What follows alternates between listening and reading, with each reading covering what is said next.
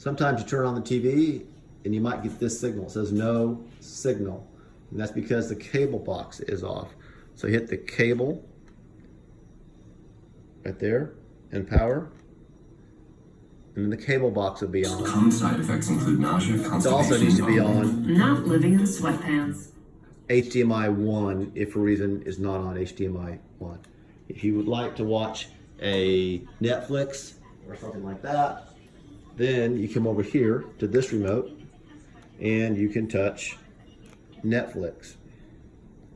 You can watch Netflix and so forth. If you want to go back though to watching regular TV, you're going to have to hit this little input thing right there and put it back to HDMI 1,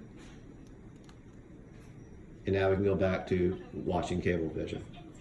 If you turn the TV off with this remote, you could, but the cable will still be on. That little button there, these little lights indicate, so we can watch TV again by simply turning on